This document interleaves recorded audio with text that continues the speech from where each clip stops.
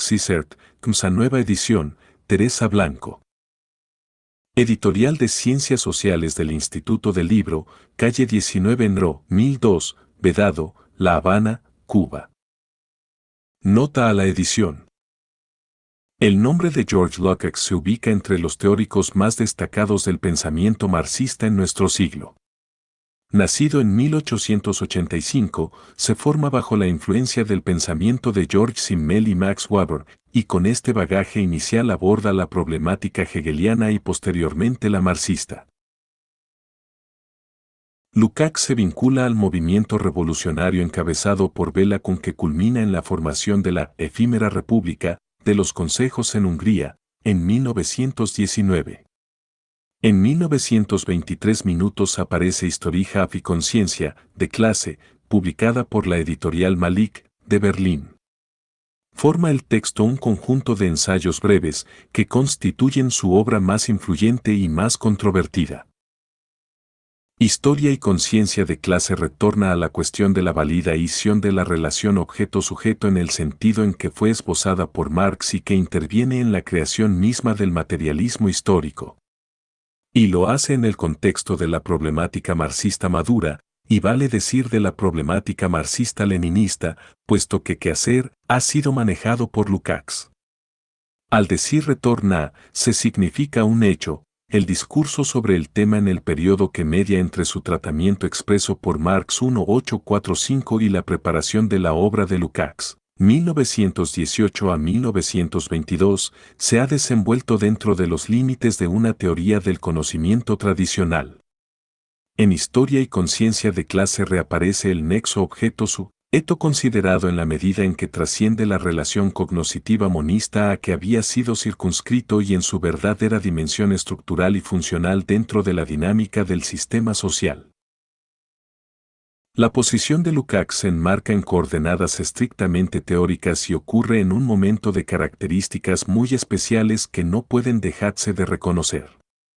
La crisis revolucionaria de principios de siglo ha tocado a su fin con el saldo siguiente: se consolida la dictadura del proletariado y se inicia el proceso de construcción socialista en la URSS con la ausencia lamentablemente temprana de Lenin, su cabeza directriz insustituible, y sin punto de apoyo externo ya que los demás esfuerzos revolucionarios del periodo han fracasado. En el resto del movimiento comunista europeo, especialmente dentro de la socialdemocracia alemana, su bastión más sólido, predomina una fuerte corriente reformista o aún en las fracciones de izquierda más consecuentes, de impotencia casi absoluta. Frente a esto, en el plano teórico es bien conocido el PRC queso que se inició con la muerte de Lenin y que condujo a un conjunto de mecanismos de restricción teórica que se harán típicos y que encuentran explicación en un contexto más amplio de circunstancias históricas. La obra de Lukács, que ve la luz en este entorno, resulta condenada en el Quinto Congreso de la Internacional Comunista en 1924.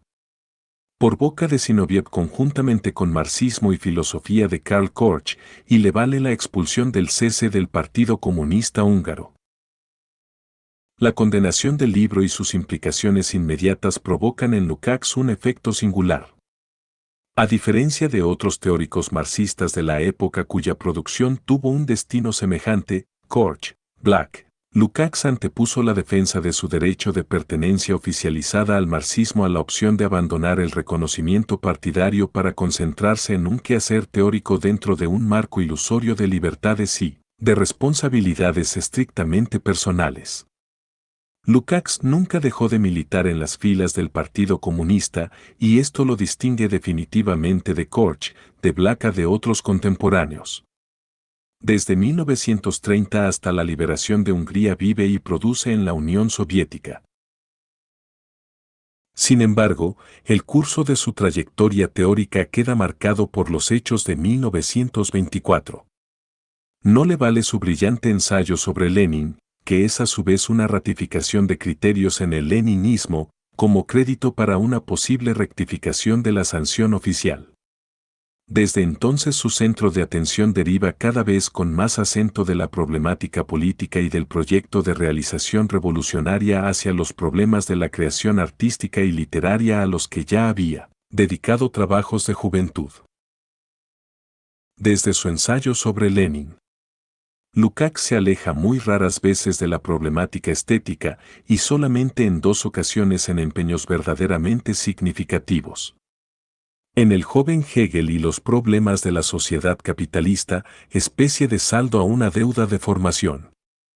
Después de la Guerra Mundial publica El asalto a la razón, que pretende explicar el enraizamiento del nacionalsocialismo en la perspectiva del irracionalismo alemán a partir de las doctrinas de Nietzsche y Schopenhauer. El texto de este ensayo tiene que ver mucho más directamente con la historia de la filosofía occidental que con la problemática ideológica y política del nacionalsocialismo. Por lo demás, el recuento de su producción importante a partir de la década del 2030 lo dan los hitos siguientes: la novela histórica 1937, publicado por entregas en la revista Literaturny Critic, en la URSS. Los trabajos sobre Balzac, Goethe, Thomas Mann. El realismo alemán del siglo XIX. El grupo de ensayos que integran las aportaciones a la historia de la estética 1954 que fueron escritos entre 1932 y 1952.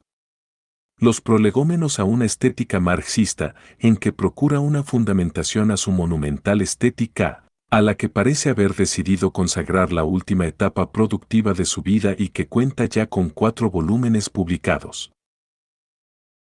La extensa obra estética de Lukács, que interesa por su profundidad oíes de aníes de historia y conciencia de clase, constituye materia obligada de referencia, tal vez la más completa en el género desde una óptica inequívocamente interna al pensamiento marxista contemporáneo.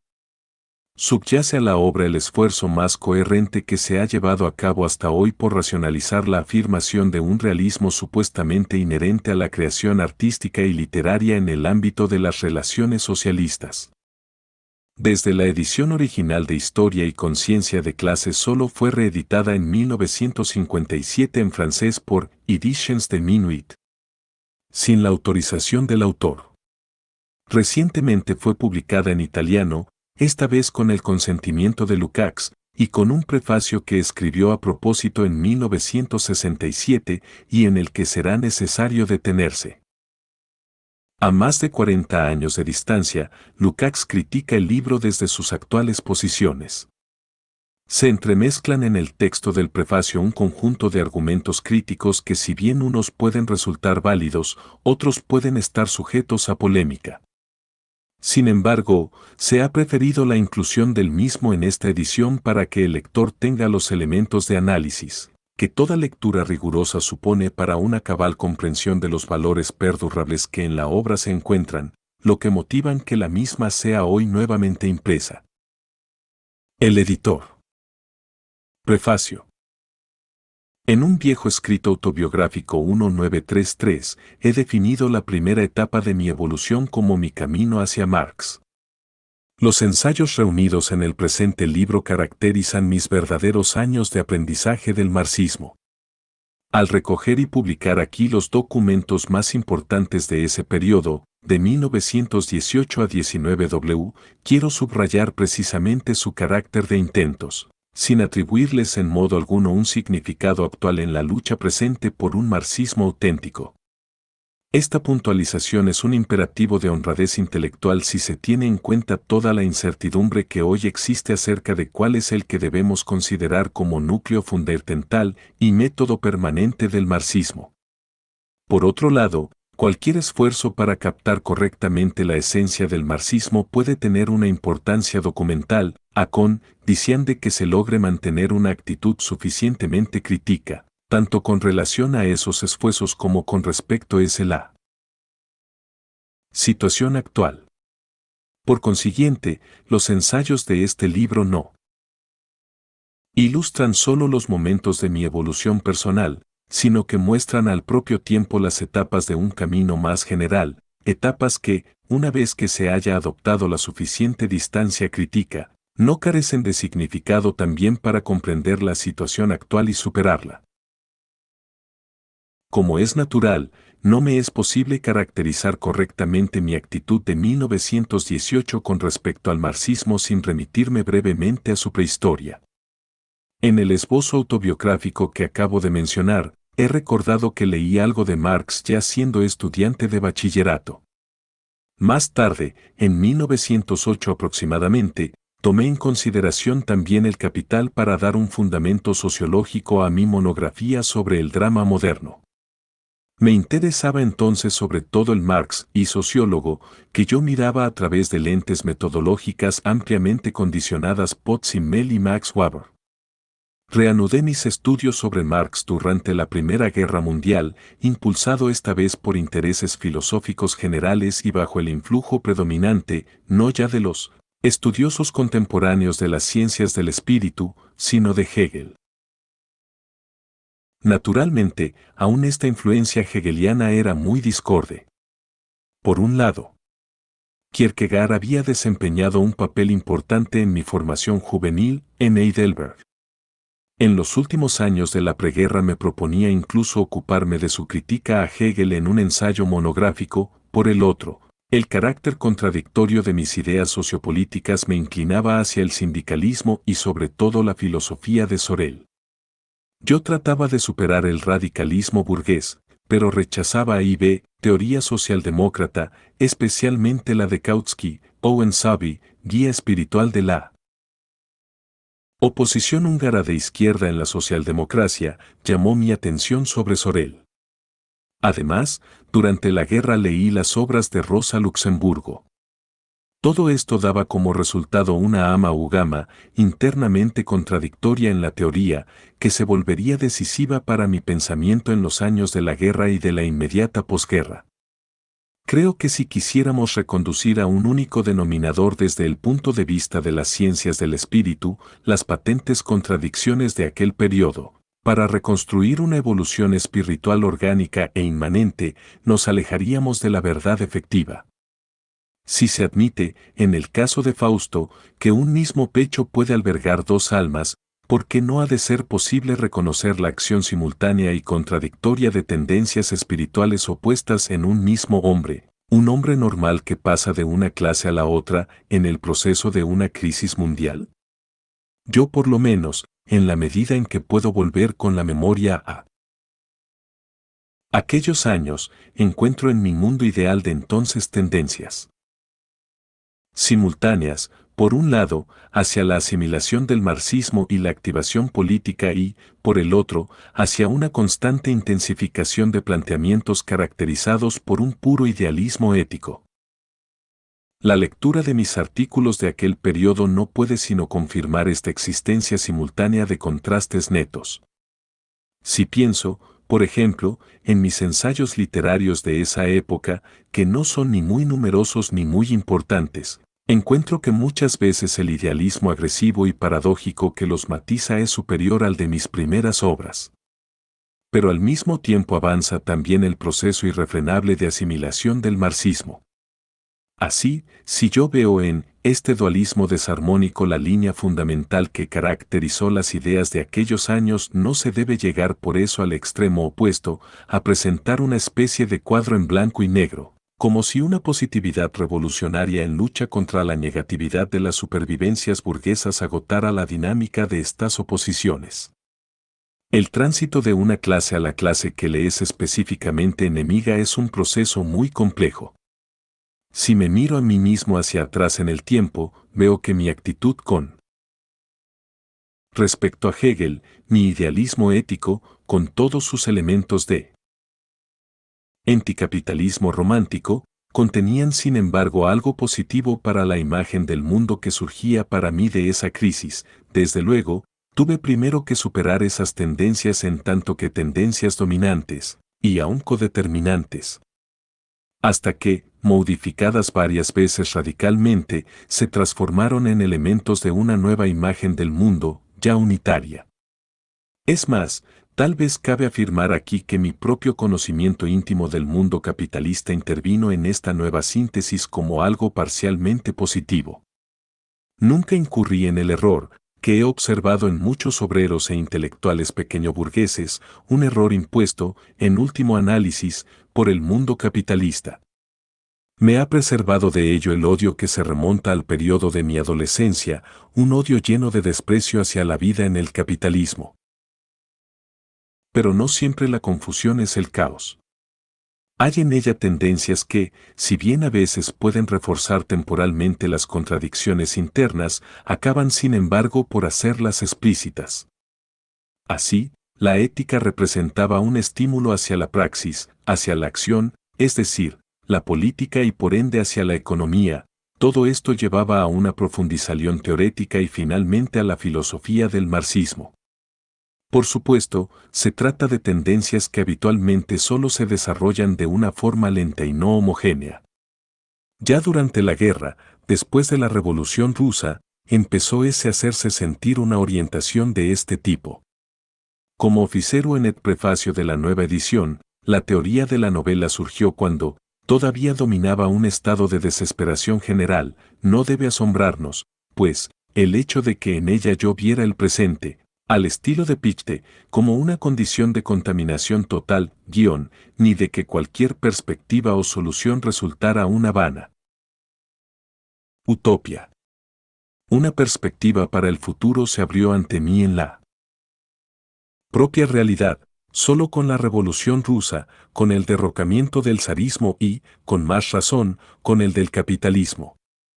A pesar de que nuestro conocimiento de los hechos y los principios fuera, todavía muy limitado y poco seguro, vimos sin embargo que, por fin, se abría ante la humanidad un camino que nos llevaría más allá de la guerra y del capitalismo. Ciertamente, al hablar de este entusiasmo no debemos tratar de embellecer el pasado. Yo también. Y aquí hablo a título exclusivamente personal, viví un breve momento de transición, cuando las últimas vacilaciones ante la decisión última y definitivamente correcta hicieron surgir provisionalmente una malograda cosmesis espiritual, adornada con argumentos de complacida abstracción. Pero la decisión ya era inevitable. El breve ensayo Táctica y Ética muestra sus motivos humanos interiores. En cuanto a los pocos ensayos del periodo de la República Húngara de los consejos y a su preparación, no hay mucho que decir. Nosotros estábamos, y yo lo estaba tal vez menos que nadie, espiritualmente muy poco preparados para las grandes tareas que teníamos por delante. Nuestro entusiasmo trató, simple pero honestamente, de sustituir a la ciencia y a la experiencia. Me limitaré a recordar los únicos hechos que aquí nos interesan en particular. Teníamos escaso conocimiento de la teoría leninista de la revolución, de su prosecución esencial del marxismo en estos campos. Solo se habían traducido y nos eran accesibles pocos artículos y opúsculos y, en cuanto a los hombres que habían participado en la Revolución Rusa, algunos eran poco dotados desde el punto de vista teórico, como es Samueli, y otros estaban, desde el punto de vista intelectual, bajo la influencia de la oposición rusa izquierda, como Bela Kun. Hasta la emigración vienesa no me fue posible alcanzar un conocimiento más profundo de Lenin como teórico, de modo que también en mi pensamiento de entonces hubo una operación dualista. Por un lado, no logré asumir una actitud de principio correcta con respecto a los errores oportunistas fatales de la política de entonces, ni tampoco con respecto a la solución puramente socialdemócrata del problema agrario. Por el otro, mis propias tendencias intelectuales en el dominio de la política cultural me impulsaban hacia una postura abstractamente utopista. Hoy, a la distancia de casi medio siglo, me parece asombroso que hayamos logrado dar vida a no pocas cosas susceptibles de desarrollo. Para no salimos del ámbito de la teoría, quisiera recordar que ya en ese periodo estaba redactando dos ensayos que es el marxismo ortodoxo y el cambio de unción del materialismo histórico. Aunque los elaboré luego para historia y conciencia de clase, no modifiqué su orientación fundamental. La emigración a Viena inicia un periodo de estudios dedicados sobre todo al conocimiento de las obras de Lenin. Estudios que desde luego no me alelaron ni por un instante de la actividad revolucionaria. Era necesario ante todo dar una continuidad al movimiento obrero revolucionario en Hungría, encontrar consignas y adoptar medidas que fueran capaces de mantener su fisonomía a pesar del terror blanco asterisco y promover el desarrollo, de rechazar las calumnias contra la dictadura, tanto las de la reacción como las de los socialdemócratas, e iniciar al propio tiempo una autocrítica marxista de la dictadura del proletariado. Además, en Viena nos encontramos con la corriente del movimiento revolucionario internacional. En aquella época, los emigrados húngaros eran tal vez los más numerosos y los más divididos, pero no eran los únicos. De una forma más o menos estable, en Viena vivieron como emigrados muchas personas procedentes de los países balcánicos y de Polonia. Además, Viena era un centro internacional de tránsito, donde entrábamos constantemente en contacto con comunistas alemanes, franceses, italianos, etc.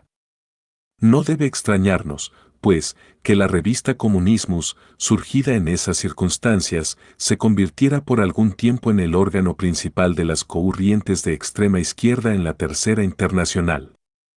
Además de los comunistas austríacos y de los emigrados húngaros y polacos, que constituían el núcleo directivo interno y el grupo de colaboradores permanentes, también simpatizaron con la revista, y apetaron sus esfuerzos, italianos de extrema izquierda como Bordiga y Terracini, holandeses como Pannekoek y Roland Holst, etc. En estas circunstancias aquel dualismo de tendencias en mi evolución del que ya hemos hablado, no solo alcanzó su punto culminante sino que asumió además una nueva forma de doble cristalización, en el terreno práctico y el teórico. Como miembro del colectivo interno de la revista Comunismus participé intensamente en la elaboración de una línea político-teórica C/diagonal e izquierda. Esta línea se basaba en la confianza, todavía muy viva entonces, de que la gran oleada revolucionaria que había de llevar en breve al mundo entero, o por lo menos atenía Europa, al socialismo no había refluido en absoluto a pesar de las derrotas sufridas en Finlandia, en Hungría y en Múnich. Acontecimientos como el Putsch de Kapp, la ocupación de las fábricas en Italia, la guerra soviético-polaca y, finalmente, la acción de marzo asterisco reforzaron en nosotros la convicción de que la revolución mundial se acercaba rápidamente, de que la transformación total del mundo civilizado estaba próxima. Cuando hablamos del sectarismo del principio de los años 20, no se debe pensar en aquella forma específica de sectarismo que se desarrolló en la praxis estalinista.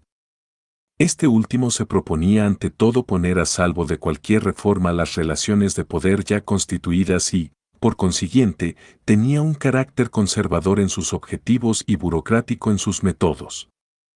El sectarismo de los años 20, en cambio, se proponía objetivos caracterizados por un utopismo mesiánico y en el fondo de sus métodos se encontraban actitudes antiburocráticas. Estas dos tendencias, sectarias las dos, tienen en común únicamente la forma en que se designan, desde el punto de vista interno, presentan contrastes muy grandes. Que ya entonces se hubieran introducido en la Tercera Internacional las costumbres burocráticas de Zinoviev y sus secuaces es ciertamente un hecho real, así como también es cierto que en los últimos años de su enfermedad Lenin se vio atenazado por la preocupación de cómo combatir, sobre la base de la democracia proletaria, la burocratización creciente y espontánea de la República de los Consejos. Pero aquí también es visible la diferencia entre el sectarismo actual y el de entonces. Mi ensayo sobre los problemas de la organización en el partido húngaro está dirigido contra la teoría y la praxis de Zinoviev y Béla Kun. Nuestra revista contribuía al sectarismo mesiánico porque aplicaba el método más radical en todos los asuntos, proclamando en todos los campos una ruptura total con las instituciones y las formas de vivir heredadas del mundo burgués. Se trataba, pues, de reforzar una conciencia de clase sin falsificaciones en las vanguardias, en los partidos comunistas y en las organizaciones juveniles comunistas. Un ejemplo típico de esta actitud es mi ensayo polémico contra la participación en los parlamentos burgueses. El resultado de ese ensayo, la crítica de Lenin, fue lo que me impulsó a tratar de superar el sectarismo. Lenin llamaba la atención sobre una diferencia, o mejor dicho, una oposición decisiva, el hecho de que una institución esté superada desde el punto de vista histórico universal, por ejemplo, de que el Parlamento esté superado por los soviets, no significa en modo alguno que se deba rechazar la participación táctica en ella, sino todo lo contrario. Esta crítica, cuya validez reconocí inmediatamente, me obligó a establecer un nexo más diferenciado e inmediato entre mis perspectivas históricas y la táctica cotidiana, y representa así el inicio de un viraje en mis ideas. Pero se trataba de un viraje dentro de una visión del mundo que seguía siendo sustancialmente sectaria. Esto se vio al año siguiente, cuando, a pesar de que consideraba críticamente algunos errores tácticos particulares de la facción de marzo, la sostuve sin embargo en su totalidad con una actitud críticamente sectaria. Aquí precisamente es donde llega a expresarse de modo directo la oposición dualista, tanto objetiva como interior, presentí en las concepciones políticas y filosóficas de entonces. Mientras en la vida internacional toda la pasión intelectual de mi mesianismo revolucionario podía desplegarse libremente, el movimiento munista, que poco a poco se iba organizando en Hungría, me ponía ante decisiones cuyas consecuencias de orden general y personal, inmediatas y a largo plazo, era necesario tener en cuenta, para fundamentar en ellas las decisiones sucesivas. Naturalmente, me encontré en esta situación ya en la República de los Consejos. Y ya entonces la necesidad de no dejar que mi pensamiento se orientara únicamente según perspectivas mesiánicas me impuso más de una decisión realista, tanto en el Comisariado del Pueblo para la Instrucción como en la circunscripción de cuya dirección política yo era responsable. La confrontación con los hechos, la necesidad de buscar lo que Lenin había llamado el eslabón más cercano de la cadena, llegó a ser para mí, entonces, más inmediata y urgente que nunca. El contenido en apariencia puramente empírico de esas decisiones influyó profundamente en mi actitud teórica.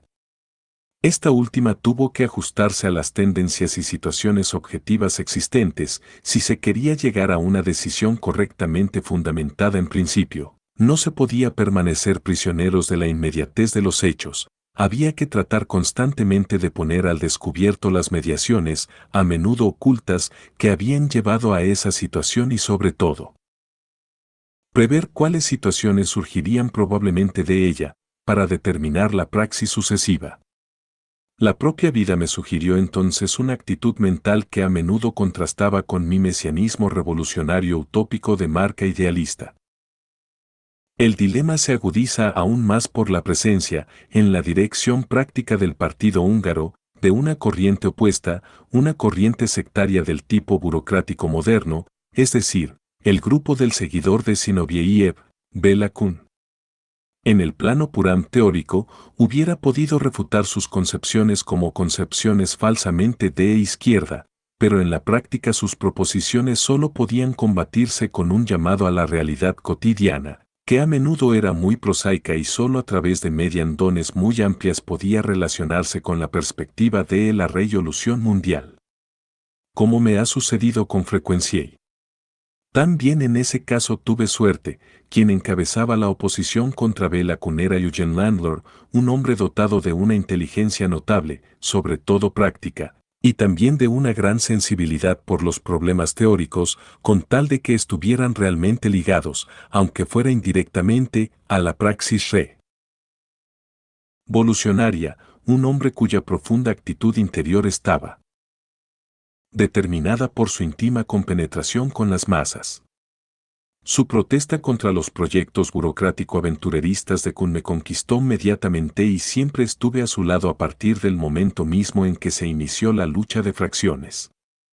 No puedo detenerme aquí a hablar ni siquiera de los detalles más importantes y a menudo también interesantes desde el punto de vista teórico de esta lucha interna de partido.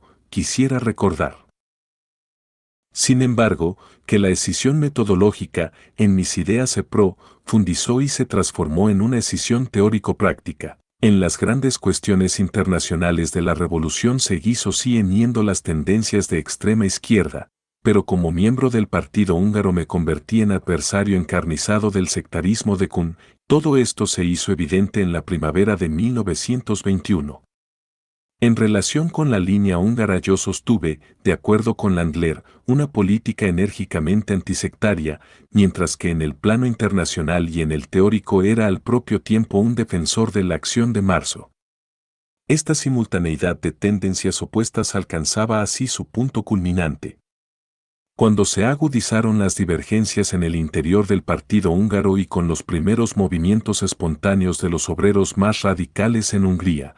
El influjo de las ideas teóricas correspondientes se reforzó también en mi pensamiento aunque no llegó a adquirir la superioridad sobre todas las demás y a pesar de que la crítica de Lenin había sacudido con fuerza mis ideas acerca de la Acción de Marzo.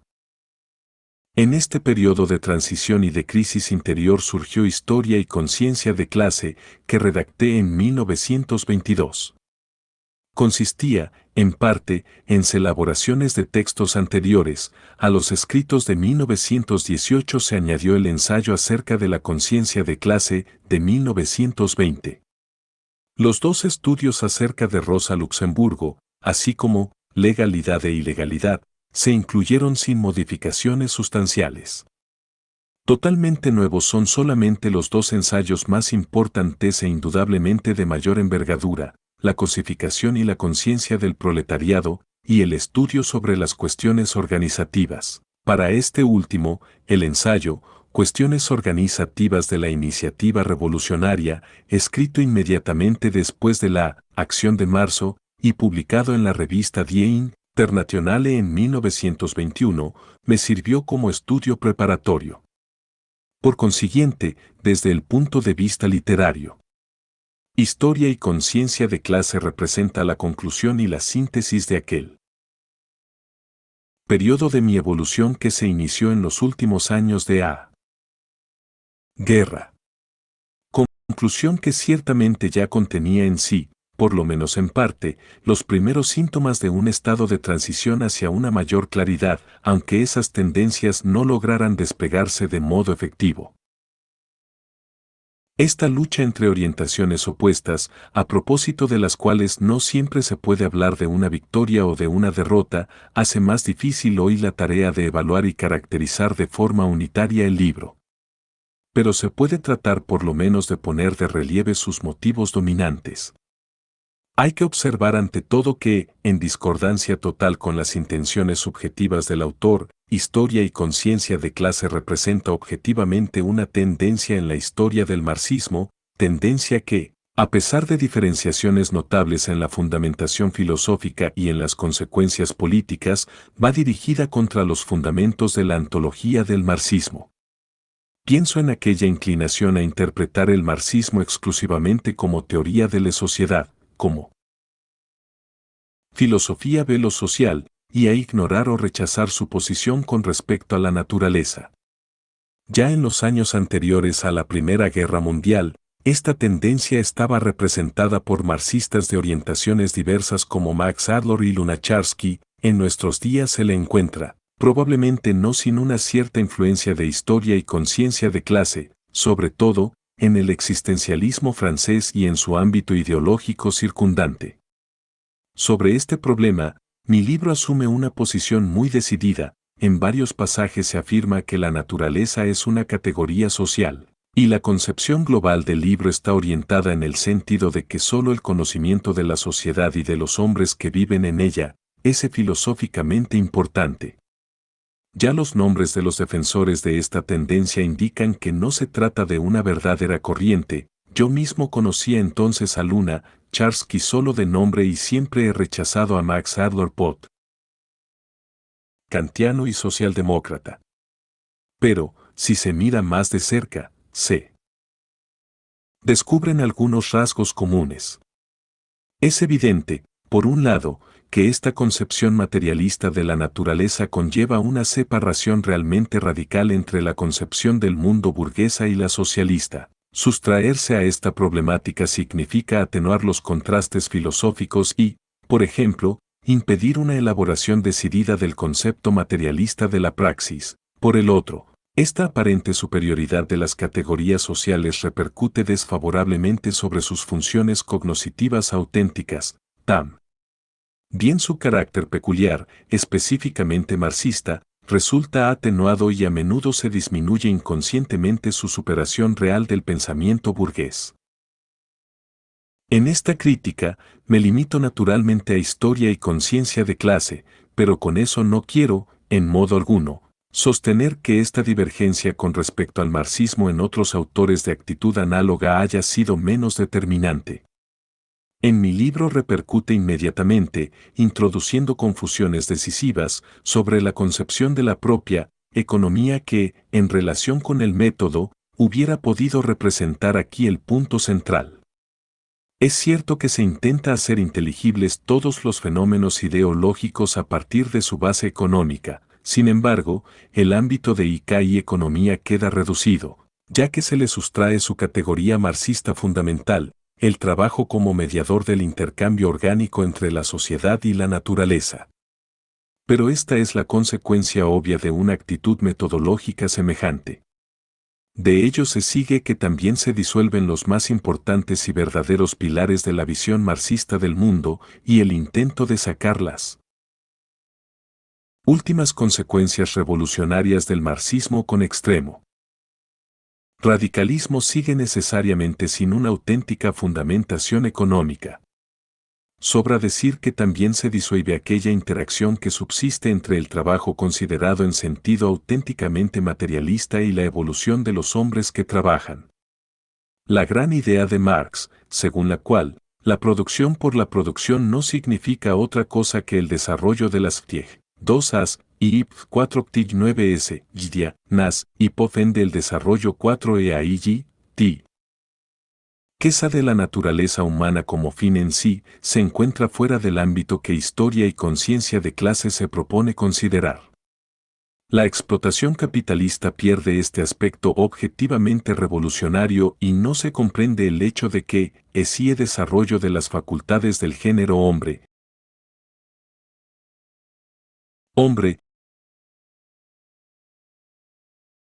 hombre, aunque se logre sobre todo a expensas de la mayoría de los individuos y de ciertas clases de hombres, acaba por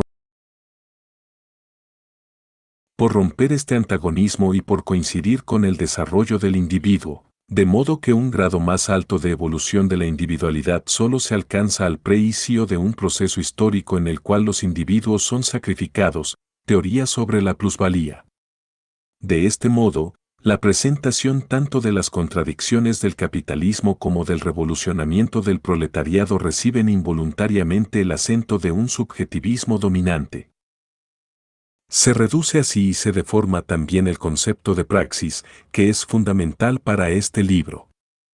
También en relación con este problema quise partir de Marx y traté de liberar sus conceptos de todas las deformaciones burguesas tardías, para hacerlos aptos a las necesidades del gran salto revolucionario en el presente. Ante todo, en aquel tiempo no me cabía la menor duda de que era necesario superar de forma radical el carácter meramente contemplativo del pensamiento burgués. Por consiguiente, la concepción de la praxis revolucionaria de este libro es algo excesiva, lo que estaba de acuerdo con el utopismo mesiánico del comunismo de izquierda de entonces, pero no con la auténtica teoría de Marx. Desde el punto de vista de aquel periodo histórico, es comprensible que, en la lucha contra las concepciones burguesas y oportunistas en el interior del movimiento obrero, que exaltaba un conocimiento aislado de la praxis, presuntamente objetivo pero separado efectivamente de cualquier praxis, es comprensible que mi polémica, justificada en gran medida, se dirigiera contra la exaltación y la sobreestimación de la contemplación. La crítica de Marx a Feuerbach reforzó aún más esta actitud mía. Solo que no tuve en cuenta que sin una base en la praxis real, en el trabajo como su forma originaria y su modelo, la exaltación del concepto de praxis se convierte necesariamente en la exaltación de una contemplación idealista. Así quise distinguir de cualquier tanteo de opiniones, empirista, desde luego, esta expresión no estaba de moda entonces, la justa y auténtica conciencia de clase del proletariado, confiriéndole una irrefutable objetividad práctica. Pero no me fue posible llegar solo a la formulación de una conciencia de clase, otorgada. Yo tenía en mente lo que Lenin afirma en Qué hacer. Cuando dice que, a diferencia de la conciencia tradeunionista que surge espontáneamente, la conciencia de clase socialista es introducida, desde FICRA, es decir, fuera de la lucha económica, a esfera de las relaciones entre obreros y patronos, Lenin, Obras completas, ed. Política, La Habana 1963, tomo quinto, p. 91. Así pues, lo que para mí era una intención subjetiva, para Lenin era, el barra diagonale, resultado de el análisis auténticamente marxista de un movimiento práctico en el conjunto de la sociedad, y en mi exposición se convirtió en un resultado puramente espiritual, es decir, en algo esencialmente contemplativo. La conversión de la conciencia, otorgada, en praxis revolucionaria aparece aquí, objetivamente, como un puro milagro. El hecho de que una intención, correcta, en sí misma, llegara a convertirse en su opuesto es una consecuencia de la concepción abstractamente idealista, ya recordada, de la praxis misma. Lo prueba la polémica, una vez más, no totalmente injustificada, con Engels, que ve en el experimento y en la industria los casos típicos en que la praxis se demuestra como criterio de la teoría. Desde entonces comprendí, como base teórica de la imperfección de la tesis engelsiana, que en el transcurso de su desarrollo, y sin que se modifique su estructura fundamental, el terreno de la praxis se hace cada vez más amplio, más complejo y más mediato que en el simple trabajo, de modo que el simple acto de producir y hallar el objeto puede convertirse en la base para la realización inmediatamente correcta de un supuesto teórico, y en esta medida puede valer como criterio para determinar si es justo o falso. Pero no por eso la tarea que Engels le asigna aquí a la praxis inmediata, o sea, la de poner fin a la teoría kantiana de la cosa en 5 y inaprensible, puede considerarse cumplida. Efectivamente, puede suceder que el trabajo no pase de ser una simple manipulación, pasando por alto, espontánea o conscientemente, la solución del problema del en sí, o bien ignorándolo totalmente o en parte. La historia nos muestra casos en que una acción prácticamente correcta tiene como base teorías totalmente falsas, que no contienen una aprehensión del en sí en el sentido de Engels. Además, la propia teoría kantiana no niega en modo alguno el valor cognoscitivo ni la objetividad de los experimentos de este tipo, solo que los relega al ámbito de los simples fenómenos, mientras que él en sí sigue siendo incognoscible. Y el positivismo actual pretende apartar de la ciencia todos los problemas de realidad del en sí, rechazándolos como no científicos, a pesar de que reconoce todos los resultados de la tecnología y de la ciencia natural. Para que la praxis pueda ejercer aquella función que en Engels justamente requería de ella, tiene que elevarse, sin dejar de ser praxis y transformándose incluso en una praxis más amplia, por encima de esta inmediatez. Mis perplejidades de entonces ante la solución engelsiana no carecían, pues, de fundamento. Tanto más falsa era, sin embargo, mi argumentación. Era totalmente incorrecto afirmar que, precisamente el experimento implica un comportamiento contemplativo por excelencia. Mi propia descripción refuta esta argumentación. La creación de una condición en la cual las fuerzas naturales por investigar puedan actuar, sin que interfieran en ellas los momentos frenantes del mundo objetivo y los errores de observación del sujeto, es una posición teleológica, al igual que el trabajo mismo, naturalmente de un tipo particular, y por tanto es también praxis. Igualmente incorrecto es negar la praxis en la industria y ver en ella, en sentido histórico dialéctico, solo el objeto y no el sujeto de las leyes sociales. Lo que en esta frase es, parcialmente, muy parcialmente, exacto, solo concierne a la totalidad económica de la producción capitalista, y no contra, dice la afirmación de que, además, de ser la síntesis de actos de trabajo teleológicos, todo acto de producción industrial es al propio tiempo, y precisamente en esta síntesis, un acto teleológico y, por consiguiente, práctico. Estos errores filosóficos tienen como resultado que, al analizar los fenómenos económicos, historia y conciencia de clase no busca su punto de partida en el trabajo, sino solo en las estructuras más complejas de la economía mercantil avanzada. De modo que, ya de entrada, se priva de perspectivas el enfoque filosófico, de problemas decisivos como el de la relación entre la teoría y la praxis, entre el sujeto y el objeto. En estas premisas sumamente problemáticas y en otras análogas, se puede ver la herencia hegeliana no elaborada coherentemente, en sentido materialista y, por consiguiente, no superada, en un doble sentido. Recuerdo una vez más un problema central y de principio.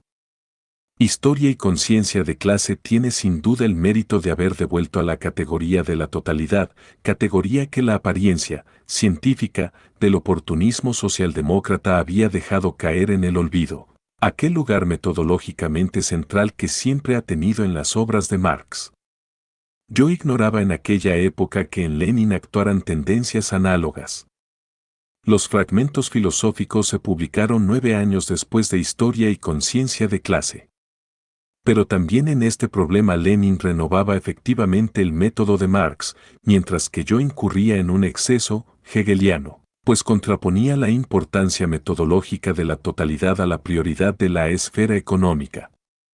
Y el leo que distingue de modo decisivo al marxismo de la ciencia burguesa no es el predominio de las motivaciones económicas en la explicación de la historia, sino el punto de vista de la totalidad. El carácter paradójico de esta metodología aumenta aún más porque se ve en la totalidad del vehículo categorial del principio revolucionario en la ciencia. El dominio de la categoría de la totalidad es el vehículo del principio revolucionario en la ciencia, historia y conciencia de clase. Sin duda alguna, estas paradojas metodológicas han desarrollado un papel no insignificante y en muchos aspectos incluso progresivo en la acción ejercida por historia y conciencia de clase. El recurso a la dialéctica hegeliana representa un duro golpe contra la tradición revisionista. Ya Bernstein pretendía suprimir del marxismo todo lo que recordaba la dialéctica hegeliana. Y nada les es más ajeno a sus adversarios teóricos, y sobre todo a Kautsky, que la defensa de esta tradición. Para un retorno revolucionario al marxismo, renovar las tradiciones hegelianas del marxismo era, pues, un deber obvio. Historia y conciencia de clase representa un intento. Tal vez el más radica en aquella época, de actualizar el aspecto revolucionario de Marx a través de la renovación y el desarrollo de la dialéctica hegeliana y de su método. Esta empresa era tanto tias oportuna por cuanto que, al propio tiempo, en la filosofía burguesa se hacían sentir, con fuerza cada vez mayor, corrientes que trataban de renovar a Hegel. Desde luego, estas corrientes nunca han dado un relieve fundamental a la ruptura filosófica de Hegel con Kant y, por otro lado, trataban, bajo el influjo de Dilthey, de echar un puente, en la teoría, entre la dialéctica hegeliana y el irracionalismo moderno. Poco después de la publicación de Historia y conciencia de clase, Krohne identificaba a Hegel como el máximo irracionalista de todos los tiempos y en la sucesiva exposición de Lovitz se hace de Marx y de Kierkegaard fenómenos paralelos, surgidos los dos de la disolución del hegelianismo. El contraste con respecto a todas estas corrientes muestra cuán actual era el enfoque de historia y conciencia de clase. Desde el punto de vista de la ideología del movimiento obrero radical, era actual también porque estaba presente en aquel papel de mediación que Feuerbach desempeñó entre Hegel y Marx, y que Plejánov y otros subestimaron tanto. La idea de la vinculación directa entre Marx y Hegel la expresé de forma explícita solo unos años más tarde, en el Ensayo sobre Moisés Hess, mucho antes de la publicación de los estudios filosóficos de Lenin, pero, en realidad, esta misma idea ya constituía la base de muchas discusiones de historia y conciencia de clase. En este recorrido a grandes pasos, necesariamente sumario, es imposible una crítica concreta de las consideraciones particulares de este libro e indicar, por ejemplo, en qué punto la interpretación de Hegel es progresiva y donde provoca confusiones. Si es buen crítico, el lector actual encontrará seguramente varios ejemplos de los dos casos. Sin embargo, en relación con la influencia que ejerció en aquel tiempo y también con una eventual actualidad suya en GL presente, hay un problema cuya importancia es determinante y va más allá de todas las consideraciones menores. Se trata del problema de la enajenación que yo trato aquí, por primera vez después de Marx, como una cuestión fundamental de la crítica evolucionaria al capitalismo, al identificar sus raíces histórico-teóricas y metodológicas en la dialéctica hegeliana. Desde luego, este problema ya estaba en el ambiente. Unos años más tarde, gracias a Ser y Tiempo de Heidegger, llegó a ser el eje de dos debates filosóficos y lo sigue siendo hoy. Sobre todo, por la influencia de Sartre, de su escuela y sus opositores. La cuestión filosófica que Lodan Goldman plantea cuando ve en algunos puntos de la obra de Heidegger una réplica a mi libro. Que, por supuesto, no cita, podemos pasarla por alto aquí. Afirmar que el problema ya estaba en el ambiente es más que suficiente, sobre todo si se analizan minuciosamente, cosa que es imposible hacer aquí, las razones que habían llevado a esta situación para aclarar su desarrollo ulterior, es decir, la mezcla de ideas marxistas y existencialistas sobre todo en Francia inmediatamente después de la Segunda Guerra Mundial. Prioridad, influenciase, etc., no tienen mucho interés en este sentido.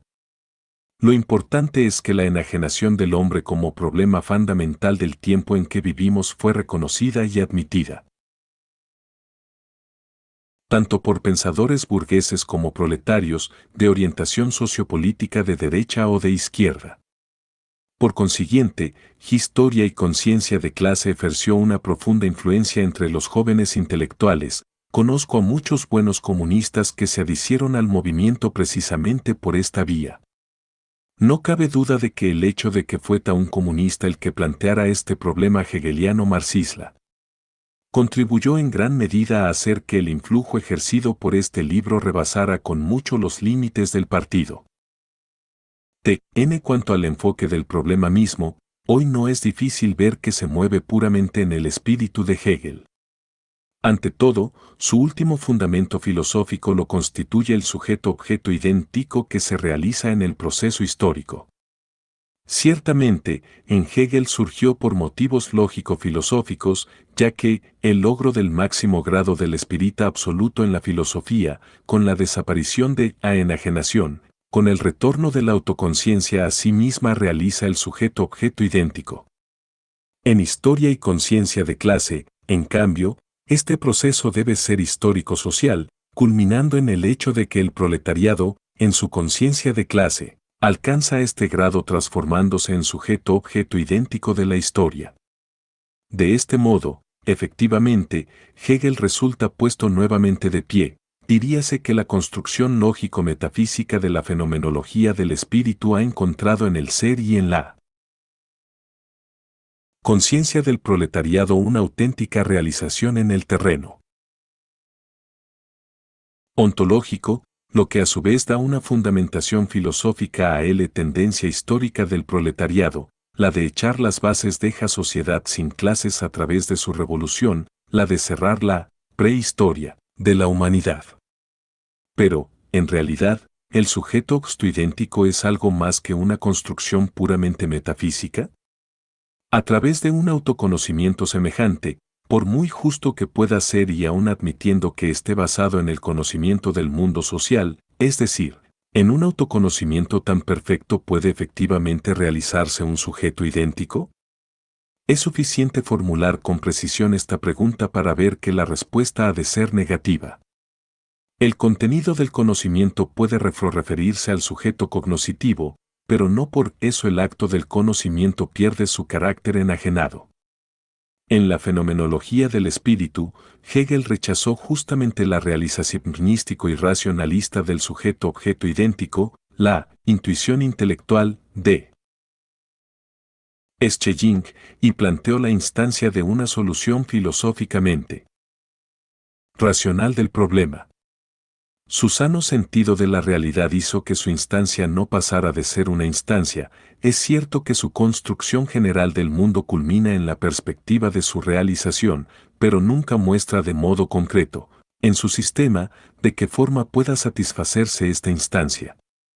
El proletariado como sujeto-objeto idéntico de la historia de la humanidad no es, pues, una realización materialista capaz de superar las construcciones intelectuales idealistas. Se trata más bien de un hegelianismo más hegeliano que Hegel, de una construcción que se propone objetivamente superar a su propio maestro en la audacia, con que eleva su pensamiento por encima de cualquier realidad.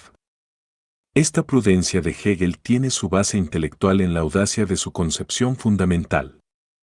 Hegel es el primero en enfocar el problema de la enajenación como problema fundamental de la posición del hombre en el mundo y con respecto a él. Pero la enajenación es para él. Al propio tiempo, con el término de alienación, Entäußerung y aposición de cualquier objetividad. Si se la concibe coherentemente, la enajenación se identifica así con la objetividad. En la medida en que supera la enajenación, el sujeto-objeto idéntico debe superar al propio tiempo la objetividad. Pero puesto que el objeto, la cosa, existe para Hegel solo como alienación de la autoconciencia, su reasunción en el sujeto representaría el fin de la realidad objetiva y, por ende, de ver realidad en general. Ahora bien, historia y conciencia de clase. Se alinea con Hegel en el sentido de que también en este libro la enajenación está situada en el mismo plano que la objetivación, para usar la terminología de los manuscritos económico-filosóficos de Marx. Este fundamental y burdo error contribujo saíetamente al éxito de historia y conciencia de clase. Como ya dijimos, desenmascarar la enajenación era un problema que se estaba discutiendo y que poco después se convirtió en una cuestión central de la crítica de la civilización, que estudiaba la condición del hombre en el capitalismo del presente. Para la crítica filosófico-burguesa, baste pensar en Heidegger, era absolutamente obvio sublimar la crítica social en una crítica puramente filosófica, hacer de la enajenación en su esencia social una eterna condición humana, para usar un término que se puso de moda más tarde. Es evidente que este modo de presentar las excusas en historia y conciencia de clase favoreció actitudes de este tipo, a pesar de que yo me propusiera precisamente lo contrario. La enajenación identificada con la objetivación era entendida así como una categoría social. El socialismo hubiera debido superarla, pero el hecho de que en las sociedades clasistas fuese insuperable y sobre todo su fundamentación filosófica hacían que se le identificara con la condición humana asterisco. Tal fue la consecuencia de esa errónea identificación entre conceptos fundamentales opuestos, errónea identificación en la que debemos insistir. En realidad, la objetivación es efectivamente una forma insuperable de expresión en la vida social de los hombres. Si se considera todo lo que es objeto de la praxis, y por ende el propio trabajo sobre todo, es una objetivación, que cualquier forma de expresión humana, y por consiguiente también la lengua. Los pensamientos, los sentimientos humanos, son objetivados, etc., entonces es evidente que estamos frente a una forma universalmente humana de las relaciones de los hombres entre sí. Como tal, la objetivación carece de un índice de valor, lo verdadero es una objetivación al mismo título que lo falso, la liberación no menos que la subyugación. Solo cuando las formas objetivadas en la sociedad reciben funciones que ponen la esencia del hombre en conflicto con un ser, subyugando, deformando y lace.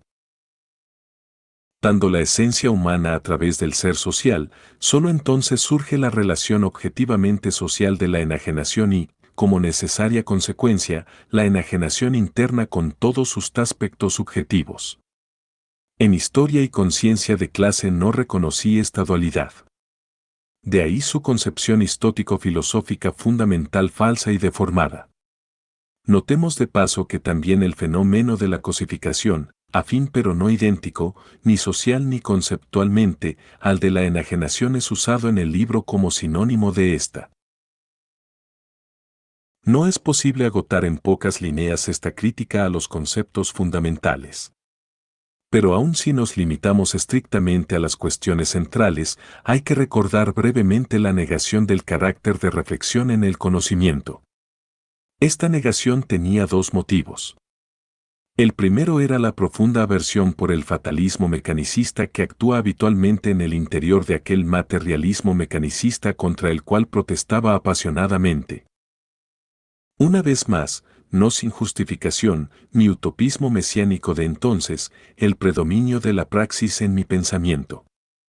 El segundo motivo surgía a su vez de no haber reconocido que la praxis se origina y radica en el trabajo. El trabajo más primitivo, el propio acto de recoger piedras por parte del hombre primitivo, presupone una correcta reflexión de la realidad que está directamente en discusión. De hecho, ninguna posición teleológica puede lograrse con éxito sin una imagen reflejada inmediata, por muy primitiva que sea, de la realidad que tiene prácticamente como objetivo.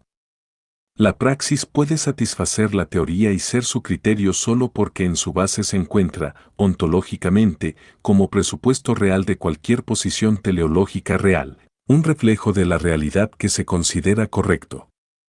No vale la pena examinar aquí más de cerca los detalles de la polémica que surgió acerca de este asunto, la legitimidad de un rechazo del carácter fotográfico en las teorías corrientes del reflejo.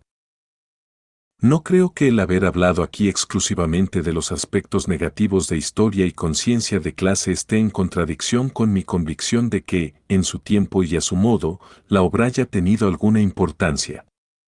El hecho de que todos los errores enumerados aquí tengan su origen, no tanto en la persona del autor sino más bien en las grandes tendencias, a menudo intrínsecamente falsas, de aquel periodo confiere a este libro un cierto carácter representativo. En aquel tiempo, un momento poderoso, histórico universal. De transición trataba de llegar a su expresión teórica.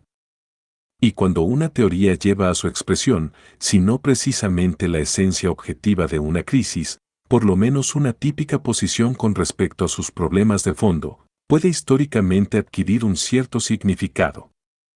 Hoy yo creo que este es el caso de Historia y Conciencia de Clase. La presente exposición no significa en absoluto que todas las ideas expresadas en este libro sean erróneas necesariamente y sin excepciones. No, por supuesto. Las propias observaciones que Sir // en de introducción al primer ensayo dan una definición de la ortodoxia del marxismo que, según mis convicciones actuales, no solo es objetivamente correcta, sino que puede tener hoy, en vísperas de un renacimiento del marxismo, un significado de notable actualidad. Pienso en consideraciones como la que sigue, porque si se supusiera, aun sin admitirlo, que la investigación contemporánea hubiera demostrado la inexactitud de hecho de algunas de las afirmaciones de Marx, un marxista /oxo serio podrá reconocer incondicionalmente todos esos nuevos resultados y rechazar totalmente algunas de las tesis de Marx, sin verse por ello obligado, ni un solo instante, a renunciar a su ortodoxia marxista. El marxismo ortodoxo no significa, por tanto, una adhesión sin crítica a los resultados de la investigación de Marx, no significa un acto de fe en tal o cual tesis, ni tampoco la exégesis de un libro sagrado. La ortodoxia en cuestiones de marxismo se refiere, por el contrario y exclusivamente, al todo. Implica la convicción científica de que con el marxismo dialéctico se ha encontrado el método de investigación justo, de que este método solo puede desarrollarse, perfeccionarse y profundizarse en el sentido que le dieron sus fundadores, porque todas las tentativas de superarlo o de mejorarlo tuvieron y no pueden dejar de tener otro efecto que hacerlo superficial, banal, ecléctico. Y sin sentirme excesivamente inmodesto, creo que se puedan encontrar en este libro muchas otras ideas justas. Solo recuerdo la inclusión de las obras juveniles de Marx en el marco global de su concepción del mundo, mientras que los marxistas de entonces, en general, solo veían en ellas documentos históricos de su evolución personal. Unas décadas más tarde esta relación se invirtió y muchas veces se presentó al joven Marx como al verdadero filósofo, pasando por alto sus obras maduras. De esto no es responsable Historia y Conciencia de Clase, puesto que en él la visión que Marx tenía del mundo está tratada, con razón o sin ella, como sustancialmente unitaria. Tampoco se puede negar la presencia de muchos pasajes que ofrecen pretexto para una presentación de las categorías dialécticas en su movimiento y en su objetividad real y ontológica. Y remiten así una ontología auténticamente materialista del ser social. Por ejemplo, la categoría de la mediación es presentada en estos términos: la categoría de la mediación como palanca metodológica para la superación de la simple inmediatez de la experiencia no es, pues, algo que fuera importado del exterior, subjetivamente, a los objetos, no es un juicio de valor o un deber ser, que se opondría a su ser, es la manifestación de su propia estructura auténtica y objetiva. Ovieri. En estrecha vinculación conceptual con este punto, la relación entre la génesis y la histotia, génesis e historia no pueden coincidir o, para hablar más exactamente, ser momentos del mismo proceso, salvo si, por una parte, todas las categorías en las cuales se edifica la existencia humana aparecen como determinaciones de esa misma existencia. Y no solamente de su comprensión posible, y, por la otra, su sucesión, su unión y su conexión se muestran como momentos del proceso histórico mismo, como características estructurales del presente. Sucesión y unión internas de las categorías no constituyen, pues, ni una serie puramente lógica ni un orden según la factibilidad puramente histórica, historia y conciencia de clase. J. Sfaidea desemboca consecuentemente en una cita extraída de la famosa consideración metodológica de Marx por los años 50. Pasajes análogos que anticipan una explicitación materialista dialéctica y una renovación de Marx no son raros en el libro. El hecho de que yo haya insistido aquí en la crítica sobre los aspectos erróneos tiene únicamente motivos prácticos. El que Historia y Conciencia de Clase haya suscitado y siga suscitando aún hoy una fuerte impresión en muchos lectores es un hecho cierto. En este caso, si ejercieran su influencia las ideas corrientes no habría nada que objetar y entonces mi actitud de autor carecería totalmente de importancia con relación a él. Pero yo sé que, en virtud del desarrollo social y de las actitudes teóricas producidas por él, lo que hoy considero como teóricamente falso representa a menudo uno de los momentos de influencia más eficaces. Por consiguiente, al volver a publicar este libro después de 40 años, me veo obligado a hacer estas observaciones, a referirme en primer lugar a las tendencias negativas del libro, y a poner al lector en guardia ante decisiones erróneas que, si entonces eran quizás difíciles de evitar, hoy ya no lo son. Ya hice notar que Historia y Conciencia de Clase era, en cierto sentido, la síntesis y la conclusión de aquel periodo de mi evolución que se había iniciado en 1918 a 1919. Los años posteriores lo demostraron con claridad. En primer lugar, el utopismo mesiánico de ese periodo fue perdiendo progresivamente su terreno, aparentemente, real. En 1924 murió Lenin. Las luchas de partido después de su muerte se concentraron en medida creciente sobre el problema de la posibilidad del socialismo en un solo país. Desde luego, sobre esta posibilidad, como posibilidad teórica y abstracta, el propio Lenin se había pronunciado varias veces. Sin embargo, la perspectiva aparentemente cercana de una revolución mundial subrayaba entonces su carácter abstracto y meramente teórico. Ya la discusión se vertía sobre una posibilidad real y concreta, como lo demostró el hecho de que en aquellos años ya no se pudo contar con una perspectiva próxima de revolución mundial. Perspectiva que solo volvió a asomar, temporalmente, a raíz de la crisis económica de 1929. Además, la Tercera Internacional había justamente interpretado la condición del mundo capitalista como una condición de estabilización. Estos hechos me hicieron sentir la necesidad de una nueva orientación teórica. Y el inicio de un viraje decisivo se vio claramente cuando, en las discusiones rusas de partido, me encontré del lado de Stalin, del lado de la afirmación del socialismo en un solo país. Pero este viraje, en el fondo, estaba determinado de un modo directo por la experiencia de trabajo en el partido húngaro. La política correcta de la fracción de Landler empezó a dar sus frutos.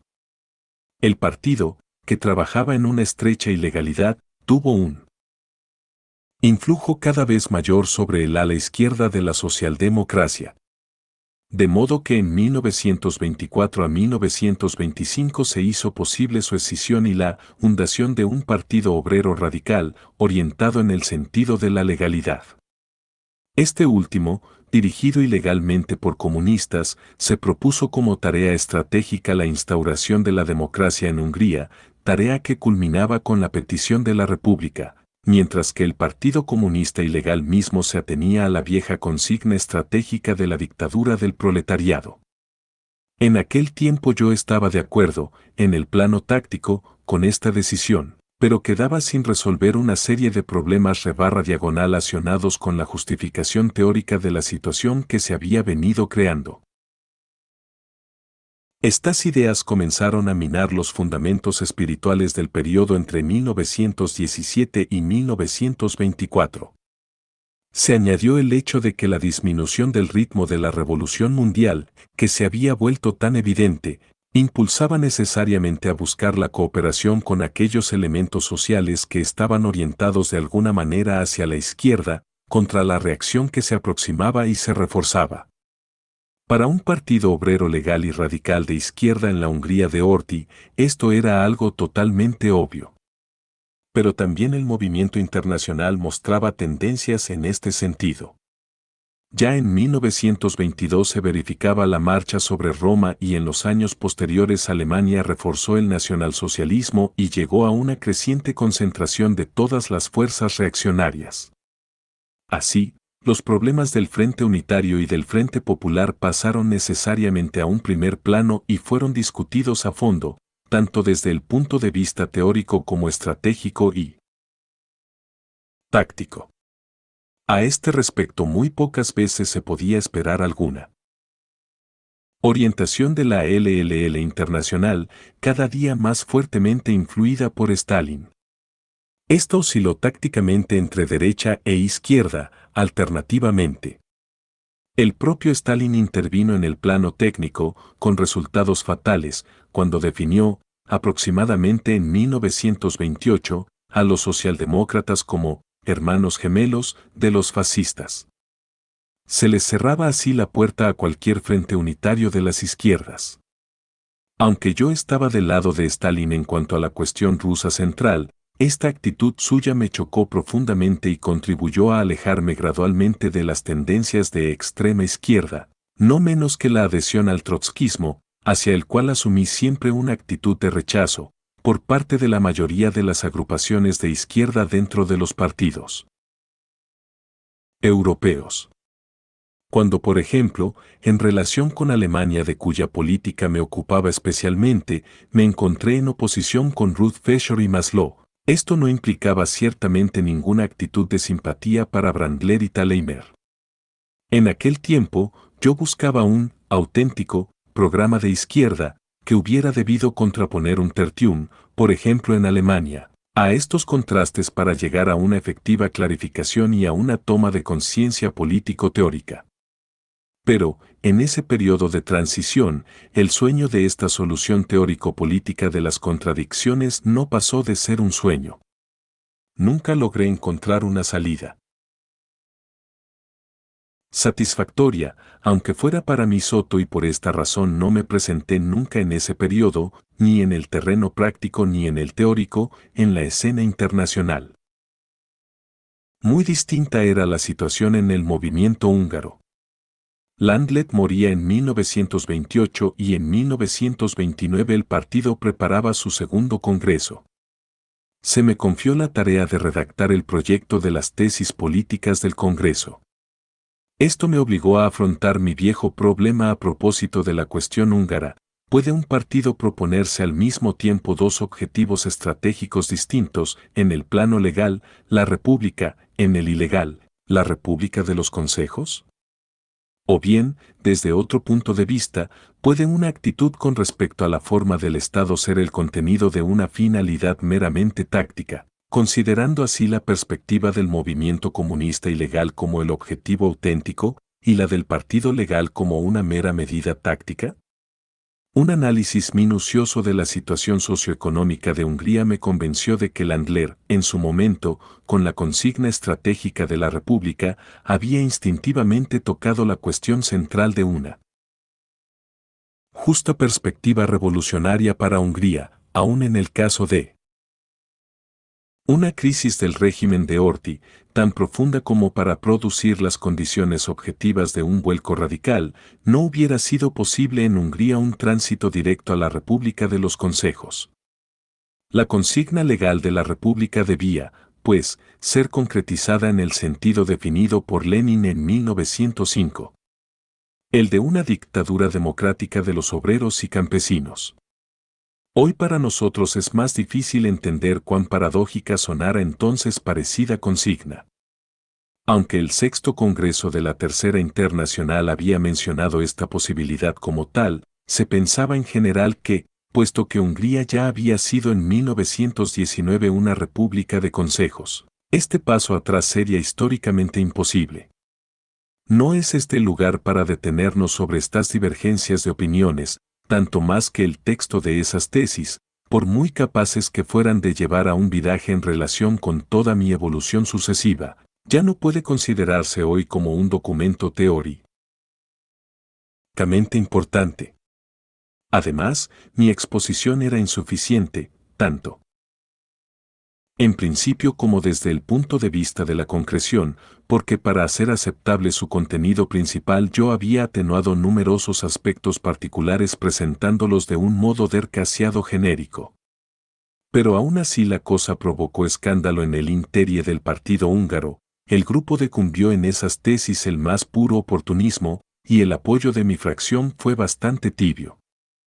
Sucedió así que cuando me enteré, de buena fuente, de que Bela Kun se disponía a hacerme expulsar del partido como liquidador, yo que conocía muy bien la influencia de Kun en la internacional renuncié a la lucha e hice pública una autocrítica. Desde luego, seguía convencido de que mi punto de vista era correcto, pero sabía también, por ejemplo, por la suerte tocada a Karl Korsch, que la expulsión del partido representaba entonces la imposibilidad de participar activamente en la lucha contra el fascismo que se acercaba.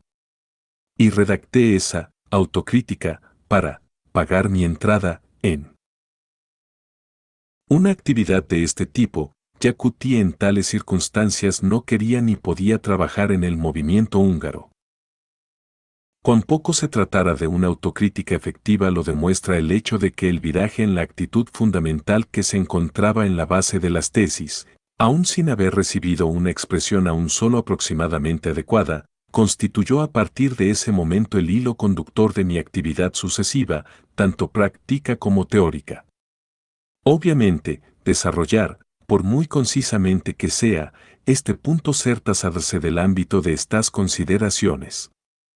Como prueba de que no se trata de fantasías subjetivas del autor, sino de hechos objetivos, quiero citar algunas observaciones de Joseph Rebaí, de 1950, que conciernen precisamente a las tesis de Bloom, y en las cuales Rebaí, como guía ideológica del partido, presenta mis concepciones literarias de entonces como consecuencias directas de esas tesis. Los que conocen la historia del movimiento comunista húngaro saben que las opiniones literarias sostenidas por el compañero Lukács desde 194b hasta 1949 se encuentran estrechamente vinculadas con anteriores opiniones políticas que sostuvo con respecto al desarrollo político en Hungría y a la estrategia del Partido Comunista a fines de los años 20, Joseph Rebaí, Literarische Studien, Berlín, 1956, p. 235. Este problema tiene otro aspecto, para mí todavía más importante, que le da a este viraje una fisonomía totalmente clara. El lector de estos escritos habrá comprendido que fueron también motivos éticos los que me decidieron a adherirme activamente al movimiento comunista. Cuando lo hice, no sospechaba siquiera que con esto me convertiría en hombre político por una década. Las circunstancias lo decidieron así. Cuando en febrero de 1919 el Comité Central del partido fue detenido, consideré que era mi deber asumir el puesto que se ofrecía en el Comité Sustitutivo Semi-Legal. Se sucedieron en una continuidad dramática el Comisario del Pueblo para la Instrucción en la República de los Consejos y el Comisariado Político en el Ejército Rojo, el trabajo ilegal en Budapest, la lucha de fracción en Viena, etc. Me encontré así, de nuevo ante una alternativa real. La decisión vino entonces de mi propia autocrítica, privada e interior, si tenía tan manifiestamente razón como la tenía, y sin embargo me veía obligado a sufrir una derrota tan clamorosa, entonces mis capacidades práctico-políticas debían ser muy problemáticas. Por consiguiente, renuncié de buena fe a la carrera política para volver a dedicarme a la actividad teórica. De esta decisión no me arrepentí nunca. Solo en 1956 tuve que asumir un cargo ministerial. Pero antes de aceptarlo declaré que lo cubriría por un periodo de transición, el periodo de la crisis más aguda. En cuanto la situación se consolidara, me volvería a retirar inmediatamente de la escena. En lo que concierne al análisis de mi actividad propiamente teórica, después de historia y conciencia de clase salté una media década y solo ahora puedo volver a examinar un poco más de cerca estos escritos. Esta desviación con respecto a la cronología está justificada por el hecho de que el contenido teórico de las tesis de Bloom, naturalmente sin que yo haya tenido la más mínima sospecha de ello, representó el secreto terminus ad quem de mi evolución. A partir del momento en que logré superar decididamente, en relación a una cuestión concreta e importante, en la que confluían decisiones y problemas muy diversos, el obstáculo constituido por aquella oposición dualista que caracterizaba mi pensamiento desde los últimos años de guerra, se puede dar por terminado mi periodo de aprendizaje del marxismo. Esta evolución, cuya conclusión son precisamente las tesis de Bloom, debe considerarse ahora sobre la base de mi producción teórica de entonces. Yo creo que esto resulta más fácil ahora que hemos fijado con claridad la meta a la que llevó este camino, sobre todo si se tiene en cuenta que en ese periodo dediqué todas mis energías a las tareas prácticas del movimiento húngaro, y mi producción teórica se limitó a simples trabajos ocasionales. El primero, y por extensión el más importante, de estos trabajos, el intento de trazar un retrato intelectual de Lenin, es a la letra, un escrito ocasional.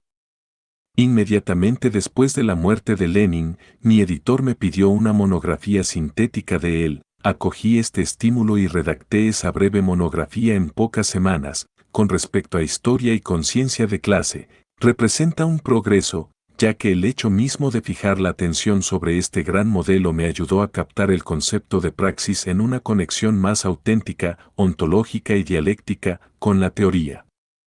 Naturalmente, la perspectiva de la revolución mundial era entonces la de los años 20, pero, en parte por las experiencias del breve periodo que acaba de transcurrir, en parte por esta concentración sobre la personalidad espiritual de Lenin, los rasgos más pronunciadamente sectarios de historia y conciencia de clase empezaron a difuminarse y a separarse de los más cercanos a la realidad. En el prefacio que escribí recientemente para la nueva edición de este breve estudio, he tratado de poner en claro con cierta precisión lo que yo todavía considero vital y actual en su actitud fundamental. Lo que importa es entender ante todo a Lenin en su verdadera peculiaridad espiritual, sin considerarlo como un prosecutor rectilíneo en el plano de la teoría de Marx y Engels, ni tampoco como un genial y pragmático político realista. De una forma más concisa, se podría formular este retrato de Lenin como sigue: su fuerza teórica descansa en el hecho de que considera cualquier teoría, por muy abstractamente filosófica que sea, desde el punto de vista de su eficacia en la praxis humana y, al propio tiempo, lleva el análisis concreto de la situación concreta dada en cada caso, análisis en el cual se basan constantemente todas sus acciones, ateniéndose orgánica y dialécticamente a los principios del marxismo. De modo que no es, en el sentido propio del término, ni un teórico ni un práctico, sino un profundo pensador de la praxis, un hombre que convierte apasionadamente la teoría en praxis, un hombre cuya mirada penetrante se fija siempre en el punto en que la teoría se convierte en praxis y la teñesis en teoría. El hecho de que el marco histórico espíritu ahí de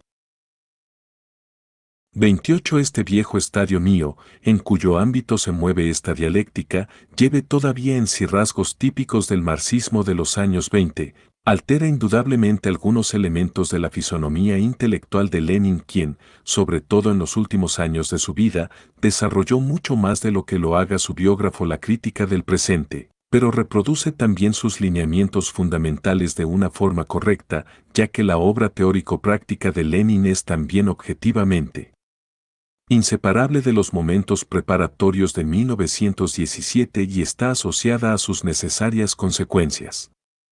Yo creo que si hoy tratáramos de captar la peculiaridad específica de esta gran personalidad, sus rasgos serían no del todo idénticos, pero tampoco totalmente distintos, si la enfocamos a partir de la mentalidad de los años 20.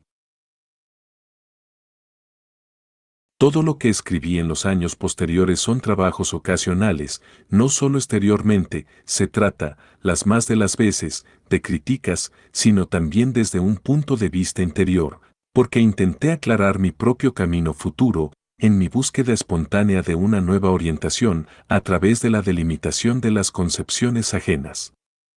En este sentido, la crítica de Bujarin es tal vez la más notable por su contenido.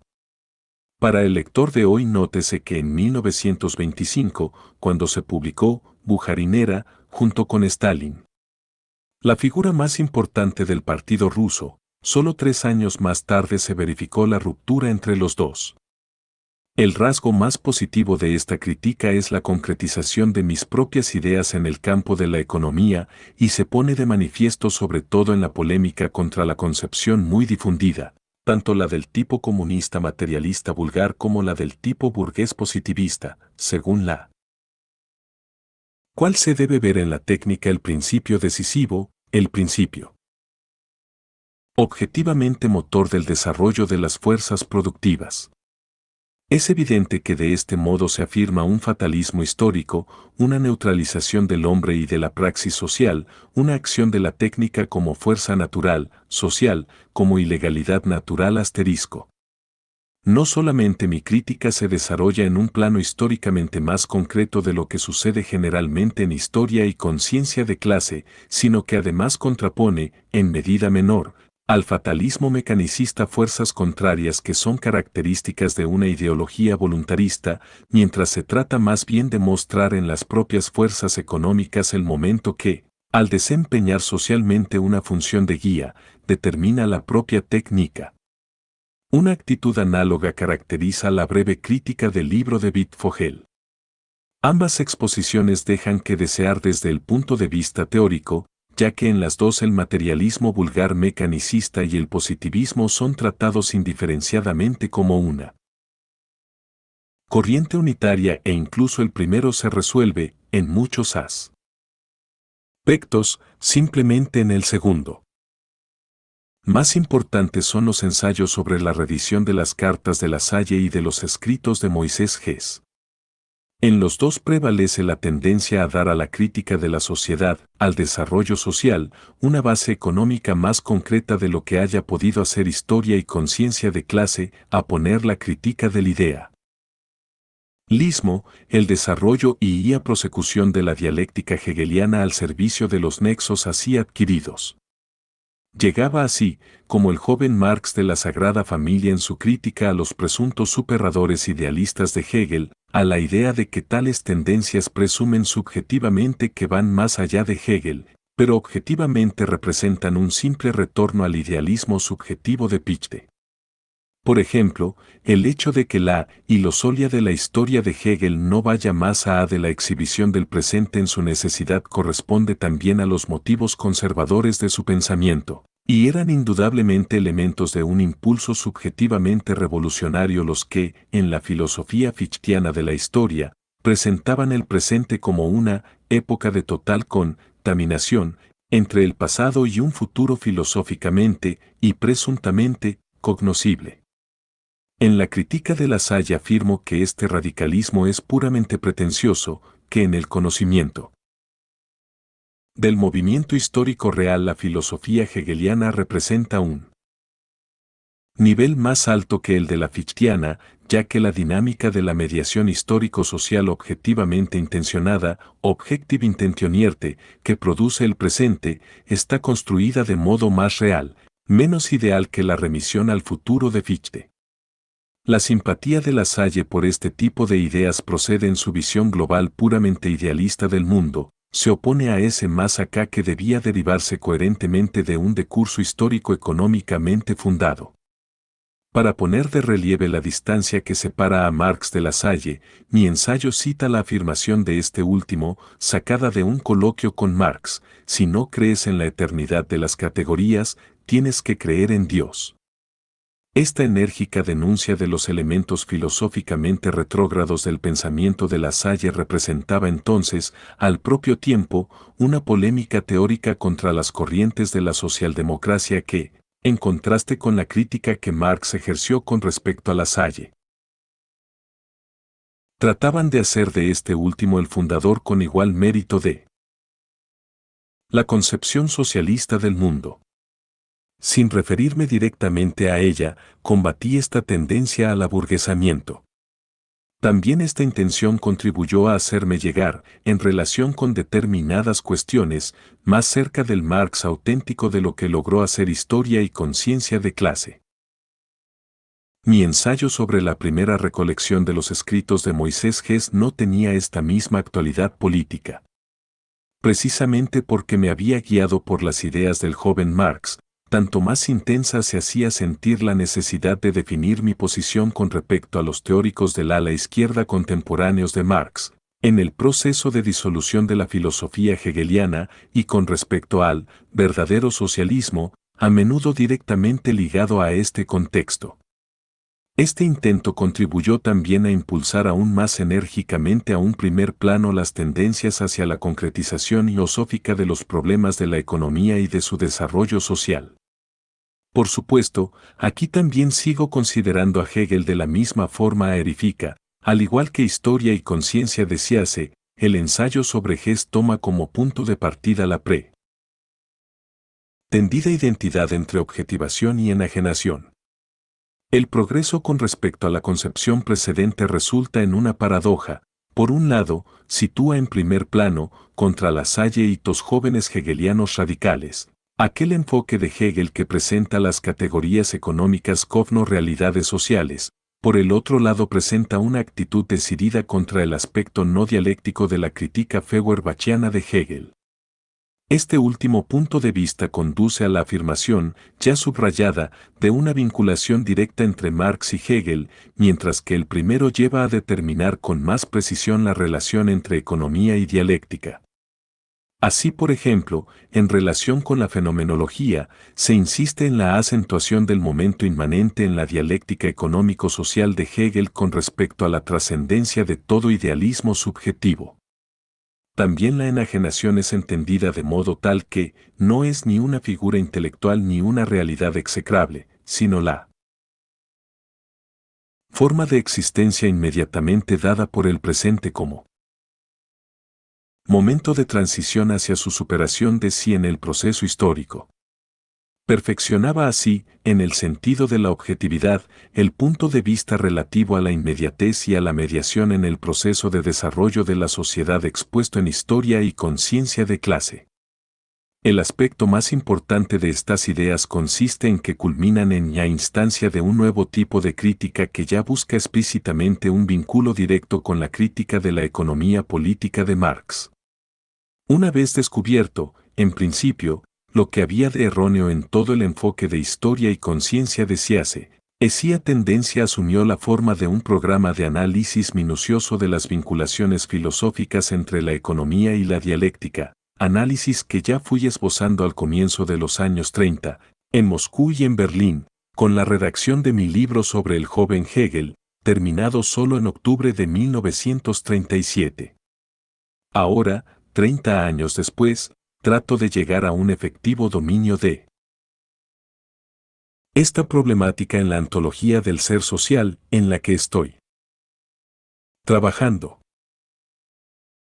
Hasta qué punto hayan progresado estas tendencias en los 3 años que separan el ensayo sobre Hess de las tesis de Bloom, no puedo decirlo con exactitud ya que no existe ningún documento al respecto.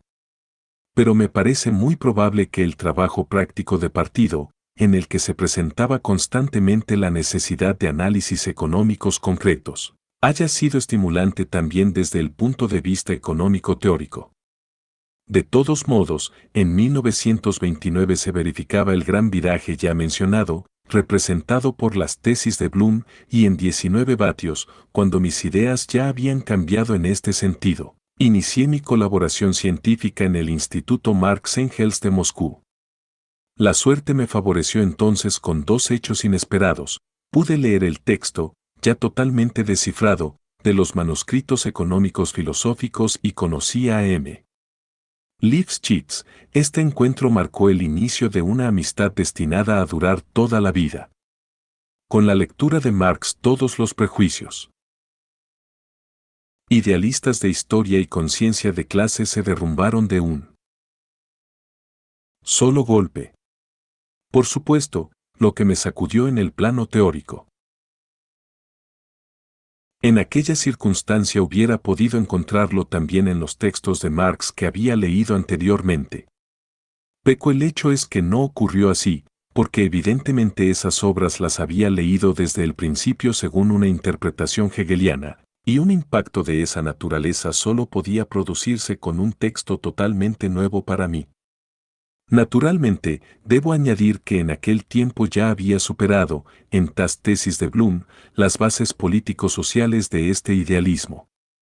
De todos modos, todavía recuerdo la impresión que dejaron en mí las palabras de Marx acerca de la objetividad como propiedad material primaria de todas las cosas y de todas las relaciones.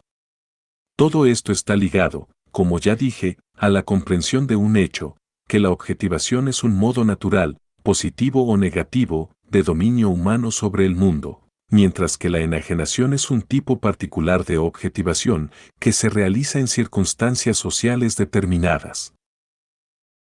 Se habían venido abajo así delimitivamente, grados fundamentos ricos de lo que representaba el carácter particular de historia y conciencia de clase, y el libro se me volvió iofaimen y ajeno, ahí igual que me había sucedido en 1918 a 1919 con mis escritos anteriores.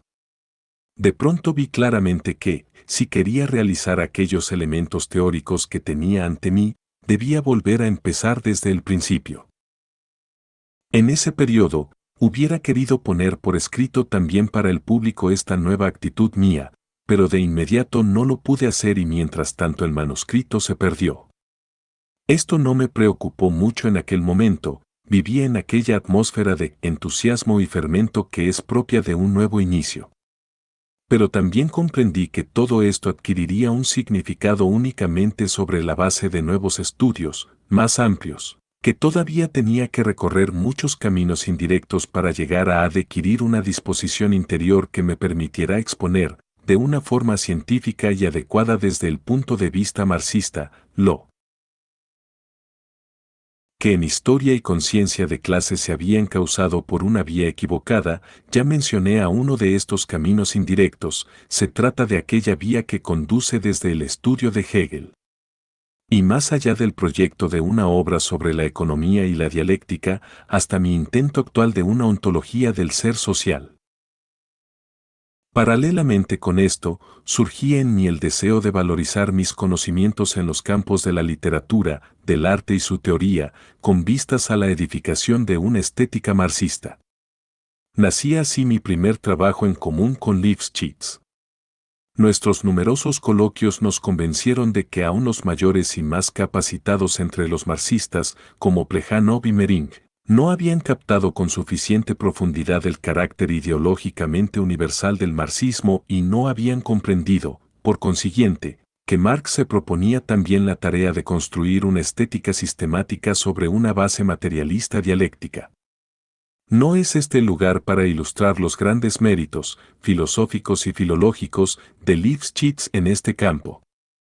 En cuanto a mi propia actividad, en aquel periodo fue cobrando forma el ensayo sobre los debates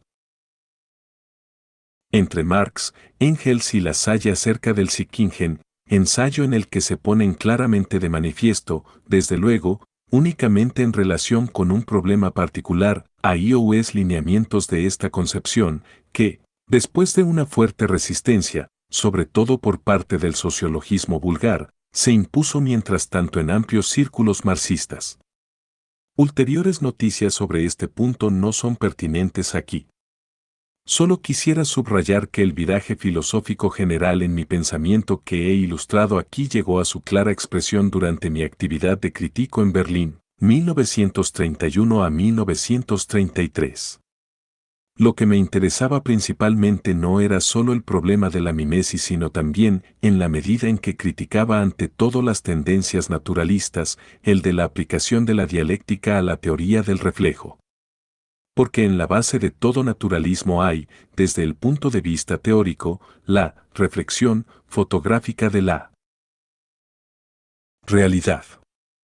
La de acentuar francamente, cosa que no hacen ni el